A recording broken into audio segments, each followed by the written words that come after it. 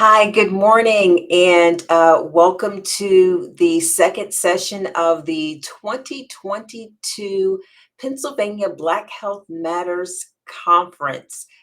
Disrupt and Build Up is our theme this year. And yes, this is our second session of Women's Wellness Day. And this session is brought to us by two students from the Philadelphia College of Osteopathic Medicine. And the title of this session is Our Journey to Medical School, an honest tale of two women. This form is an inspiring and detailed account of the trials and joys of successfully getting admitted to medical school and all that comes along with it. This is a great opportunity for high school students, parents, and college students to get a realistic glimpse at what this journey could look like for them, and particularly for Black students. Representation matters when it comes to access to clinicians who look like their patients and share some of the same learned experiences, as reflected in numerous studies. Hopefully, this form will inspire students to take the leap and become physicians. So we have Brittany Henderson and Sahara Peters presenting today. I'm sure that you will enjoy this session, and stay tuned.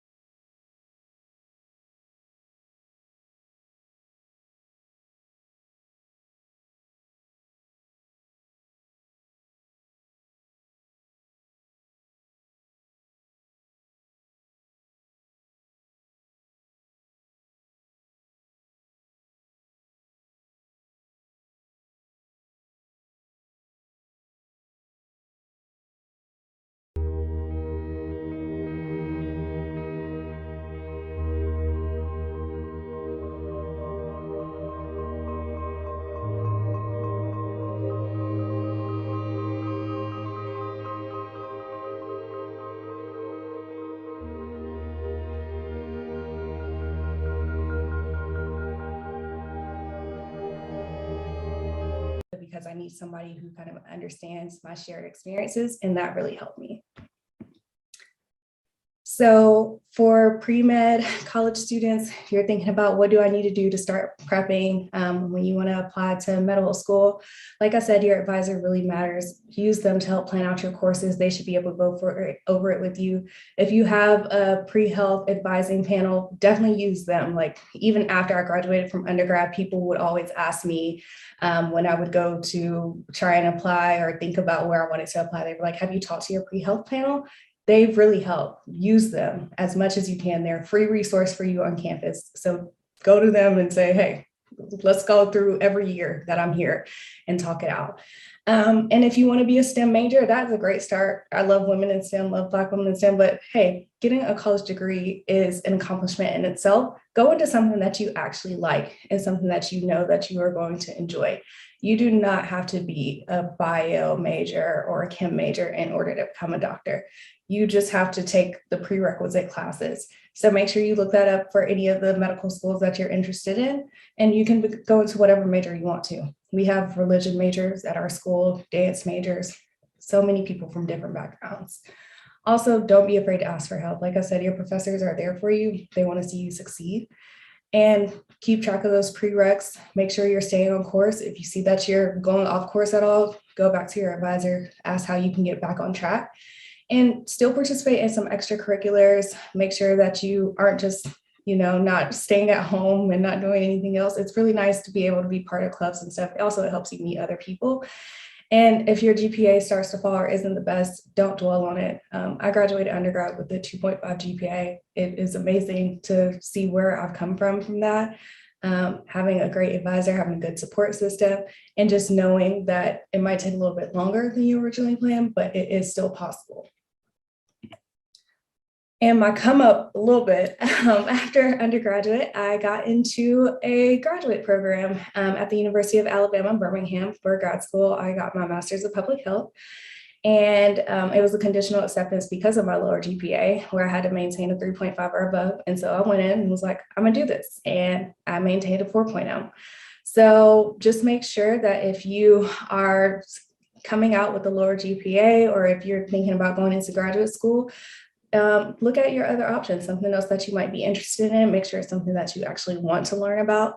And also, it gives you some other options for if you're taking multiple gap years, a way to increase your earning potential, because I needed some money while I wasn't going to be in school. I knew I was going to need some gap years.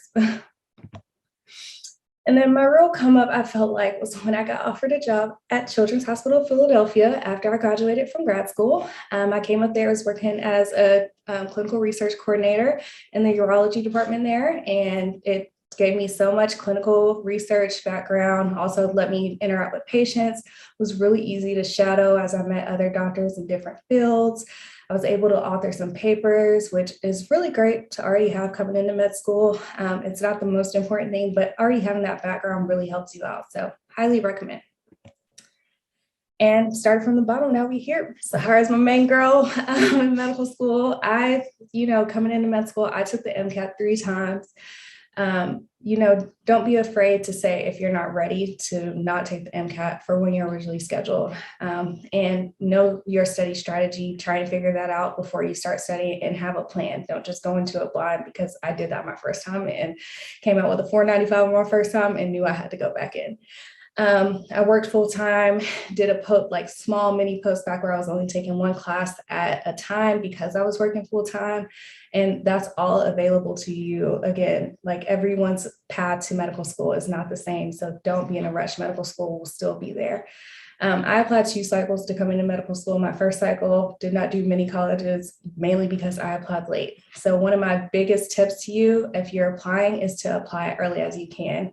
The application opens up for you, start filling it out in May, and then you can start submitting your main general application through AMCUS or AMCUS, I'm not sure how to pronounce it. And you can start submitting that in June. I would highly recommend to do that by early June, late June at the latest, and make sure you have your letter of recommendation writers already lined up. So be talking to your undergraduate people that you're in class with now so that you get to know them.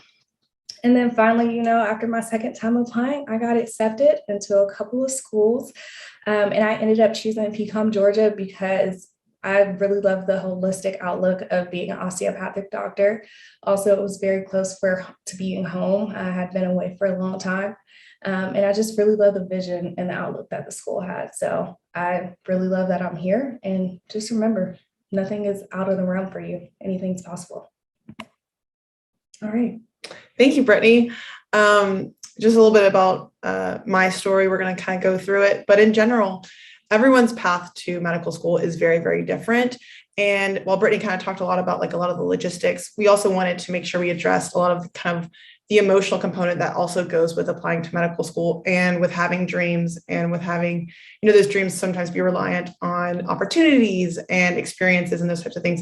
So we just want to take a moment to really just see if we could offer some insights and, kind of dispel some of the mystery and the myth that getting into medical school should be really simple. So we just wanted to help see if we could build some resilience and just, kind of normalize sort of the journey. So as far as for me, I graduated from high school in 2012. I'm from Panama City, Florida, which is a very small town in North Florida.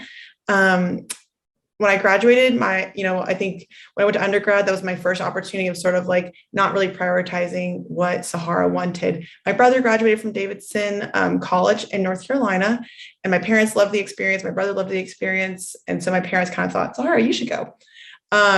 I just said, okay, I was 18. I didn't really know any better. I got a scholarship. So I went. I think that was sort of like the first opportunity of me not listening to myself and not taking the opportunity to really think about what was going to be best for me. When I got to Davidson, it quickly became relevant or obvious to me that it was not the place for me. I managed to get through 2 years there. I struggled really quite a bit in the course load and just the social life. And so I ended up transferring to a state school back in Florida, which is where I kind of wanted to go in the first place. But I was feeling a lot of pressure from my family to go to a private institution in North Carolina. So I transferred. I enrolled in a lot of science classes because I felt like I had a massive chip on my shoulder. I felt like I had a lot to prove. I felt like I had, a lot of people to prove wrong or prove myself right. And I enrolled in a lot of science credits all at the same time. I started shadowing a physician. I started working in a wet lab for like 10 hours a week. I also started volunteering at Planned Parenthood. I just have felt a calling to really just engage in social justice and reproductive justice and women's rights. Honestly, I really am very committed to the healthcare of women. And so I started volunteering at Planned Parenthood, and eventually I started working there. And I worked there through the last 2 years of my undergrad. And definitely when Brittany is saying balance, what serves you and, what also could potentially be a disservice to you. And so I definitely had to play that balance with my job at Planned Parenthood. Sort of the opportunity where I didn't balance that very well was, I felt really a lot of stress over graduating on time. And so I rushed to take a lot of courses so I could hurry up and be done by my on schedule, graduation date, which was in June 2016. And I think I, kind of felt a lot of external pressure to like really work hard to be on that deadline. And in all reality, I think when we're at that age, when we're in that undergrad, when things are so intense and you feel like, every test could be a crisis. If I get a bad grade on this exam, it could be the end of my dream. And a lot of that stress and anxiety comes from, a lot of it can come from external, from like our expectations of our families, of our communities. They're putting a lot of pressure on us to like perform. They see us, they're like, oh, Sahara, you were always so smart. You always knew you wanted to be a doctor, and so then I internalize that to be like, okay, I got to work hard for my community. I got to show up. I got to show up for myself. I got to show up and do these things. And it kind of put a little bit of a rush on me. And I feel like if I could offer just a little bit of advice on that, is that there is time. There is an opportunity to slow down, to focus on yourself, have your, protect yourself, and your community will understand. And also if they don't, then they were never really your community in the first place. So I think that, this concept of like rush, hurry, that can really kind of like end up doing more damage than it can do good. So I just really want to encourage that. I unfortunately did not internalize that message for myself back in the day. So I did rush. I graduated in June 2016. I took the MCAT, or in the summer of 2016. I took the MCAT in June of 2016, and I didn't really study for it. I didn't really prep for it. I was too busy trying to get my graduation credits done and work and do this and do that. And so I really didn't study. I didn't perform very well in my first MCAT, which led me to really have a lot of self-doubt about, did I want to go to medical school? Could I get into medical school? And it really, did a lot of damage to my own vision, where I started to doubt. And I thought, maybe I can't do it. Maybe I can't. I thought I could, but I can't. I'm just going to, I'm going to take the GRE. Maybe I need to redirect. I'll take some prerequisites for PA school, physician assistant school. And so I applied to PA school, my first 2 years that I applied to graduate school. And I actually went into my first and I only applied to one, got into an interview, went, and they basically asked me, like, why PA? And it was sort of like in that moment in the interview that I realized that I really didn't want to go into the PA route. Not that there's anything wrong with the PA route, but for me personally, I really was seeking that kind of like team lead position in the healthcare team. And so when I got asked that question in the interview, I realized, oh, dang, I really am passionate about wanting to be a physician and wanting to go to medical school. So I doubled down. I tried to apply another year during my gap year, was unsuccessful. I only applied to one program. I'm not sure whose idea that was. Please apply widely. If you think you've applied to enough places, tack on a couple more if you can afford it. There is also funding to help support you for that if that's what you need. But I would say do not let that be a hindrance to you. Okay. The earning potentials of another year as a physician will balance out a couple $1,000s of application fees and travel fees and interview fees. So for me, I ended up really needing a lot of time to kind of like develop, and I ended up retaking the MCAT in 2018. I studied for 6 months while I was working full time. I applied to 10 allopathic programs, got 2 interviews, got 2 wait lists. So that was a major burn. And I continued to work my job as a medical assistant in OBGYN care. And I applied a 3rd time. So I took the MCAT twice, and I applied to medical school 3 times, and I applied to PA school somewhere in there twice. I was finally accepted to the PCOM Georgia program, along with a few other programs. And in my 3rd year of applying, I really sat down and thought, I am doing this for me. And I'm really committed to the osteopathic philosophy of seeing the human body as a whole and wanting to understand better, have as many tools in my toolkit as I possibly could. And so really I was kind of bit by the bug of osteopathy. And that's how I ended up here. And honestly, I've met the love of my life. So I'm very happy to have been here. As far as, going forward, the future is going to be what the future is. We're working as hard as we can right now, but also, with the mindset of we have to protect ourselves and we have to be people as well as students. And so we're just doing our best to commit to performing well on our boards. And, eventually in the summer, we'll start our clerkship years. And then we'll have, hopefully a great match in graduation come 2024. I did just want to offer a couple of insights of just, if these words could be, help you build some resilience, or if they could be fortifying to you. I just really want to emphasize that you are totally, capable, and you do belong here. And that if this is your dream, then we share that with you. And we, and when I say we, I mean the greater we of, your community. And I know I speak for Britney and myself specifically, but we do support you. We do believe in you. You do belong here. There is a seat at this table for you. And it might not look the way that you had envisioned, but it will, you will eventually get there. And just be gentle with yourself. It's really just sort of like a really challenging journey, and we want to just support you as best as we can. As far as a few words of fortitude, I would be remiss if I only offered words of kindness without offering some real structural ways to just support yourself. Admissions committees, advisors, they're not always going to know exactly what is the right move. Admissions committees are reading a very small snippet about who you are on a piece of paper on a computer. When they maybe will, you will likely meet some kinds of rejection or some kinds of closed doors. And I just want to encourage you to not internalize that as personal. That is strictly business. These schools are reading a very small part of you. They are not judging you. Most of what they're saying is about data and statistics and, who read your application on which day of the week. It has nothing to do with your value as a human being and as your potential to be a fantastic healthcare provider. So really just protect yourself. Not everyone is not everyone knows you. Not everyone's feedback is legit. If it doesn't resonate with you, if you don't feel like it's accurate, then reject it. Don't internalize it. If it does resonate, then it's an area of improvement. If it does resonate, then it is an area of improvement. And, you know, I think criticism can be really helpful. If it does resonate, I think, you know, that's the whole point, is to kind of try to grow and improve. And I don't want anyone to be afraid of asking for help because of a fear of criticism, because asking for help is actually a strength, and it's actually really important. And I know that I would not be here today if I had not asked for help. As far as some words of encouragement, I just wanted to share some that I found to be really encouraging from my mother, Cecile. Here's a photo of her on Mother's Day from a couple of years ago. You know, I think on my third try, I was feeling really fatigued, and I was kind of exhausted from having to constantly tell people like, oh, nope, didn't get in, I'm gonna have to apply again, or, oh, nope, I'm gonna have to take the MCAT again, you know. And there's a lot of people who were cheering for me, but it just felt exhausting for me to have to always be explaining myself.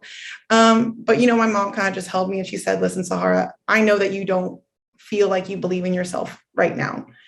So you're just going to have to trust me. It's going to be okay. Push, submit again. It has nothing to do with who you are and how wonderful of a person you are. And you're just going to have to take my word for it, because I'm your mother and I know. And she really, you know, that was really fortifying. It was sort of like freeing to just have to release my own feelings of insecurity and just trust my mom. So if that is at all helpful, I really want to encourage you to do that. She also really reminded me that everything is not a crisis. One failed exam is not a crisis. You are not on the knife's edge. You are in the center of the table, and that you're not going to run off the edge. Okay. So do your best. Just trust that everything will be okay. It may just not look the way that you had imagined.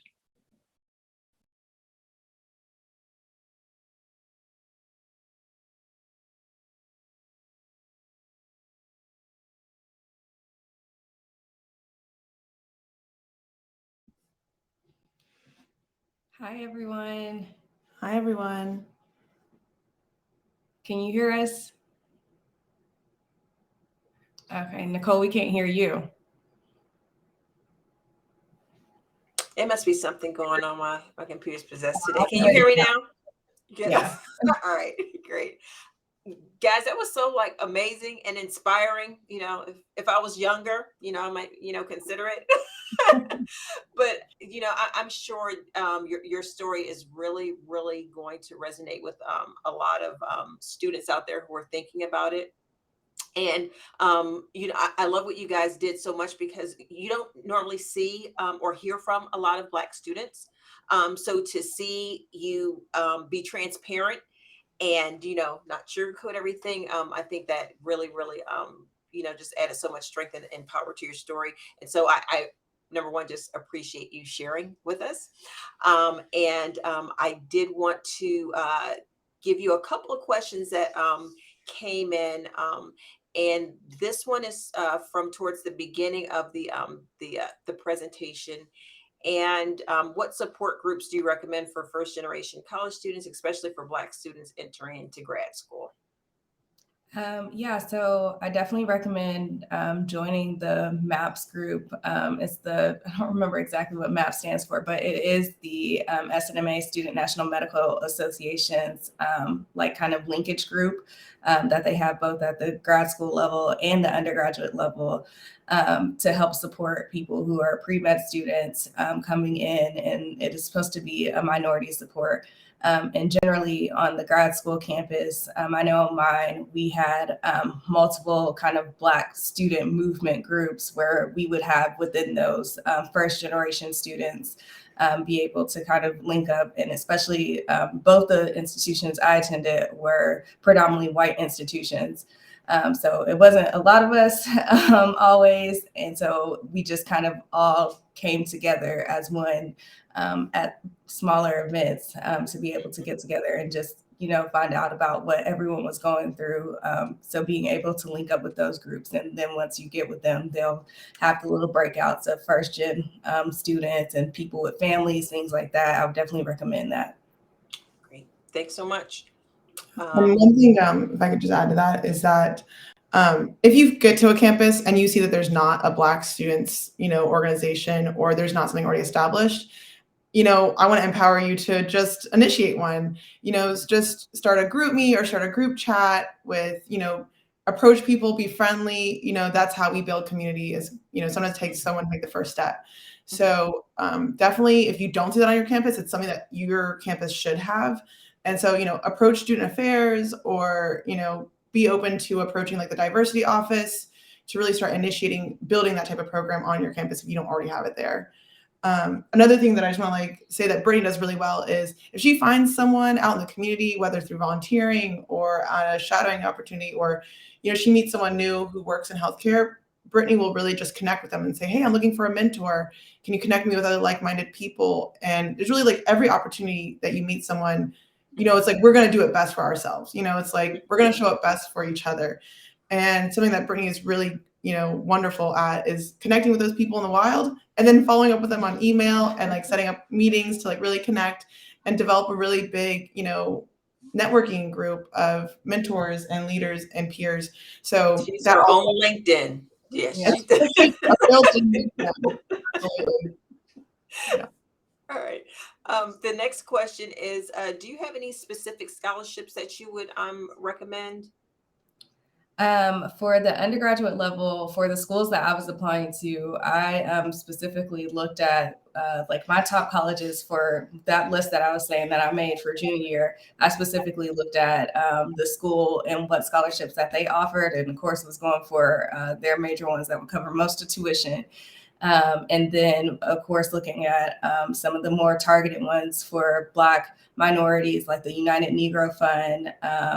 And then when I got to medical school, again, the Student National Medical Association, they have scholarships as well.